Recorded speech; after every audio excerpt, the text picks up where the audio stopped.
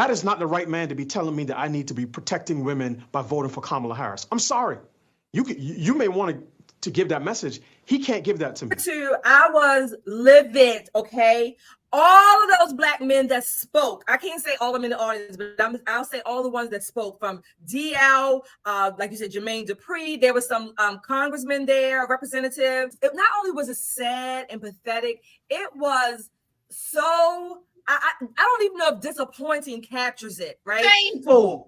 We move on now to the BET Black Men's Summit. And basically, it was a love letter to Kamala Harris. They're talking about why they're supporting Kamala Harris, why the Democrat Party is the best party, and so on and so forth. It was really should have been called the Bitch Made Summit. Take a look here. This is Delano Squires on, he's from, Blaze TV. He's on Fearless with Jason Whitlock, and he sums it up pretty much really well. You mentioned DL Hughley, and I'm, Jason, you know me, we've been rocking together for 3 years. I try not to get personal with people. But DL Hughley is a man who said that his daughter came to him and told him that someone he knows sexually assaulted her. And he says, these are his words that he's admitted to in public, that he didn't believe her and he didn't stand up for her. That is not the right man to be telling me that I need to be protecting women by voting for Kamala Harris. I'm sorry. You may want to give that message. He can't give that to me. And this is the problem that I have with politics in general and politics in the black community specifically, is that we see 90% loyalty to the Democratic Party as more of a sign of cultural cohesion than we see loyalty to one another in our own homes. That is the problem. The problem is that you couldn't get one of these Negroes out to a summit about rebuilding the black family today, but they can do it for an East Indian Jamaican woman, right, in order to put her in the White House. And they think that she's going to advocate for them. That's my biggest frustration. And this is not, that's not just DL Hughley, it's all of them. This is how they all think. They have been programmed. This is the NPC chip that they get when they go off to college. Whatever everybody is saying, that's what they say. Oh, trans rights are human rights. Mm-hmm. Yes, sir. Love is love. Mm-hmm. Yes, sir. Abort your children into oblivion. Say you want generational wealth while destroying the generations that would inherit it. Oh, yes, sir. Yes, sir. I don't understand it, Jason, but this is where we are today as a community. And the sad fact that even in an event talking about black men, these guys understood the assignment, as the young kids say, where every time they got an opportunity, they said, black women lead, black women lead, black women are going to save the world, the planet. It went from saving democracy to saving the country. Now they're saving the planet. Next year it's going to be saving the galaxy. This is how down bad the sort of boule Afrostocracy Negro is in American society today. Roland Martin can say, vote like a black woman. None of these guys will wear a shirt that said lead like a black man. Wow. Love him. Love him. First of all, this is my whole homeboy. I love me some Delano. He's an amazing, amazing man. He is a dear friend, and he actually works at the Heritage Foundation and the Betsy DeVos Center for Family Life. And when you talk about someone who puts words together in a way that just paints a picture, he is Picasso with those words. He is absolutely Picasso with his words. Yes, indeed. We had him here on the show. And again, he is phenomenal, but he spoke the truth about this BET summit. I want to start with you, Shelly. What are your thoughts there? Well, when I first saw that, I called it the Black Bitch Summit, number one. That's what I called it. Number two, I was livid, okay? All of those black men that spoke, I can't say all of them in the audience, but I'll say all the ones that spoke, from DL, like you said, Jermaine Dupri. There was some congressmen there, representative, some local, I think Atlanta. The attorney guy. Not only was it sad and pathetic, it was so, I don't even know if disappointing captures it, right? Shameful. Mm-hmm. They talked about, first they lied about talking about black men, prostate cancer, and I forget what, sickle cell were the #1 killers of black men. Are you serious? Black men are the #1 killers of black men. That was #1. They talked about women, black women, and protecting them, while at the same time, like Delano said, while at the same time, they basically advocated for your black children to be sucked down a sink. Mm-hmm. So I said, oh, what is it? They don't really want to have the responsibility. That's basically what they're saying. We don't want the responsibility. One man on there basically, if you get pregnant, a woman needs to be able to protect herself and her reproductive rights. I said, no, translation, you don't want to be responsible for your seed impregnate a woman.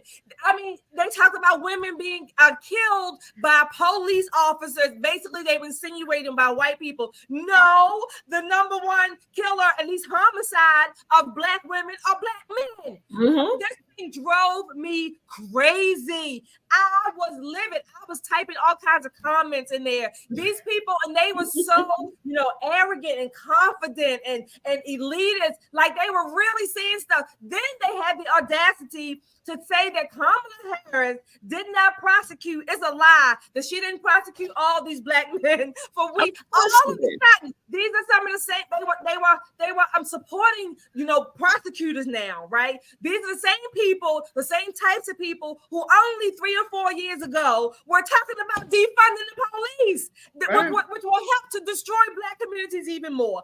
I was livid. I mean, my emotions were like a damn pendulum, just going back and forth. These people, they were pathetic. They were scum. And I don't like calling black people, black men who I love, I don't want to call them scum just to be calling them scum. But I'm going to call them, this was the Black Bitch Scum Summit. Yeah. Before I get you in here, Nicole, I want to play a tape, the clip for you to respond to. This is clip 4 from the summit. I want to say the plan is correct. We also believe that, at the end of the day, we come from a black woman. They should have rights to their bodies. We should not be in control of any woman's bodies. And as far as men are concerned, a lot of young men aren't ready to be fathers. And with this happening, it would put them into a place that they're not ready for. Vic, what do you think? What do you think about that? Many men I spoke to felt that women's reproductive rights were important to them, but not their top priority. However, the fact remains that maternal mortality rates amongst black women are exponentially higher in states with Republican-led abortion bans.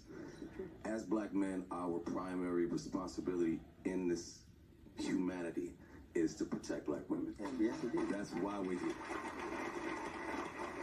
And I think protecting black women begins and ends with listening to them about what makes them feel safe.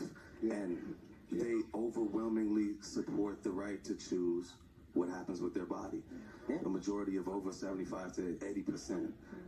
So I think that it's an issue of paramount importance to us. Wow. This is demonic. This is back to that good and evil. This is exactly what I was telling you.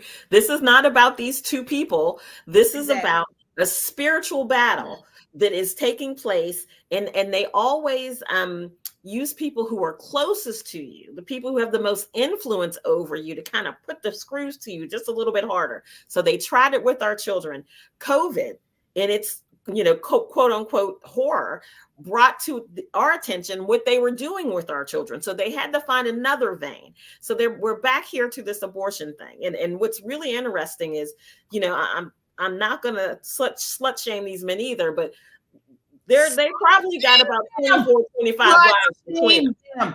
Nicole, you heard him. He said that we are not here. What did he say? We are not here to protect women, or what did he say? They want to protect their bodies, and some black men are not ready to be fathers. So Here's the problem that I have with any of that. It's 2024. If you don't want to be a father, there's a myriad of ways to make that not happen. It's too late to say that if you're talking about abortion. But here's the problem that I have with this particular group of men, as Delano calls them, the Afrostocracy, right? Mm-hmm. These are Black elite men. These are the men that, in their own estimation, that other men aspire to be, right? I want to say to you that I know a myriad of men. I know men, unfortunately, probably more men than I'd like to know, not biblically, but just, from being out and about and doing things. They wouldn't be able to pick half these dudes out of a lineup, right? And the ones they could, it would be because once upon a time he told a funny joke, and that was the thing. These are not thought leaders. These are not men who are setting any kind of cultural, playbook for anybody by any stretch of the imagination, but BET to put this on. I don't like the idea of Barack calling around getting celebrities to participate in this election, because his motives are not true. His motives are not to move the needle for Black culture. His motives is to get his friend elected. That is his motive. But to have these Black men purport that they know what Black women want to do with their bodies, that Black mortality for women, the maternal mortality. I wanted to mention that I'm sorry, Nicole. I wanted to mention that this idea, Black women are at a slightly higher risk for maternal mortality. However, that is not because or solely because maybe there's some of that because of white people or white doctors ignoring them. It's usually because they have some pre-existing conditions that put them at a higher risk even before they get pregnant and while they're pregnant. Typically, high blood pressure, obesity, diabetes, things like that. Those things already put them at a higher risk because they already are overrepresented in the Black community. But that was number one. You talking about BET. BET is not even Black people anymore. Yes, you broke up. What'd you say? BET is not owned by a Black person anymore. Not the Johnsons or whoever it was. It's owned by Paramount. Yes, you got a summit. It's supposed to be different or opposing opinions. All of these people, I'm going to say it. Y'all got to close your ears. All of these Black men on there were dripping with their own damn semen from their mouth over this fake summit. That's what they were like, oozing semen over Kamala Harris. This was a semen orgasm, Black horny scum, whatever. Fest over Kamala Harris. That's what this was. This was not a summit. It's shame. First of all, it is so incredibly sad and shameful that Black men get together and advocate and support abortion, but we haven't had anything like this for family. We haven't had anything like this for accountability. We haven't had anything like this for pressing Black boys in communities and talking about how they don't have mentors and Black men in homes and standing up and stopping the violence on our streets. They come together on BET to talk about aborting Black babies. This is sick. And if you do not see the evil demonic in this, then you are a lost cause. This is terrible. You're looking at it from the wrong end of the stick. I mean, when you think about one of the other points that Delano made that I think was really, really strong is that these are the same men that don't do in their communities any community building. For people who don't know Delano, you could be having a book fair and you need somebody to come and talk. You can call Delano. He's on his way. He's in his car with his books. He's that guy. We have a tribe of friends who do that. Tori Snow being another one. These are Black men who are very vested in building a better community. Giovanni Patterson. These are the men who stand in the gap. They're not going to talk to you and say, well, you got to abort at least 4 babies before I'm willing to even, have this relationship with you. They're not those men. But what they will say is, okay, there is a success sequence to life, right? And if you do these certain things, there's a greater likelihood that you're going to have a better life. And we want our children to know that. If you put off having children until after you're married, educated, and have a job, there's a very good chance that your life is going to be much, much better than a 12-year-old who's on her third or fourth child after having 5 or 6 abortions. We have got to get past this crabs in a barrel thing. What bothers me, though, is that this was not about culture. This was not about Black men having an epiphany of any sort. This was in response to the DNC calling around saying, we got a problem with Black men. Call them up, roll out who you can find, and let's sit down and put them on TV and say, look, Black men actually believe in abortion. Black men this actually is about them creaming their damn pants over Kamala Harris. That's what they were doing. Yeah, I bet you they all had wet spots when they stood up. Or when they stood up and when they went home. I bet you can look at their pants because that's what they really did. They basically jerked off for Kamala Harris. I will tell you that it is a shameful thing. But I would venture to say that I would love to have this show perhaps send out invitations to these men and say, hey, we want to talk about building the Black family. We want to talk about the success sequence. Come on, DL. Not sucking it out. Not sucking it down the toilet or down the sink. Yeah, and I'll offer a very good moderator, Delano Squires, right? Let's get Delano on here. We can get Yaya Fanusi, another fantastic. They had not one of those men on there, and I'm saying men loosely in this term. Not one of them had any opposing pushback. Well, wait a minute. None of them. None of them. Kamala Harris might as well have been there butt naked and letting them all just ooze all over her, just throw themselves. That's what they should have done. Because that's what they did. And again, what you said was correct. I mean, you would think, why weren't they on there saying, no, we don't want you to abort our children? It's not about a right to abort. It's about building families. Let's build our families instead of sucking them down the sink. Let's build.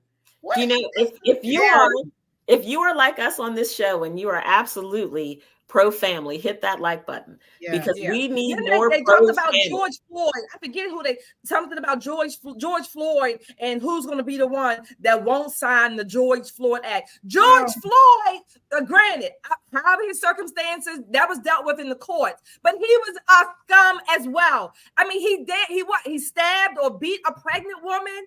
Word. I mean, what did he do for the Black community except sniff it and suck it? And that's who they put on a pedestal because again, this battle between good and evil, they're going to make evil look like good. They're going to dress it up, dust it off, and sell it to you. This is on Black entertainment TV. Most Black people I know don't watch it. It's a problem, not for conservative voices though. This is a problem for Democrats. And it makes it easier for us to do what we do, recruiting them, because that was foolishness. The hypocrisy. D.L. Hughley is a comedian. Why are talking about celebrities? Why should we take him seriously? What gives him quote unquote standing to host a summit? He's a comedian because that's the same thing he says about outside when we put comedians and things like that on. So why does he have any more standing?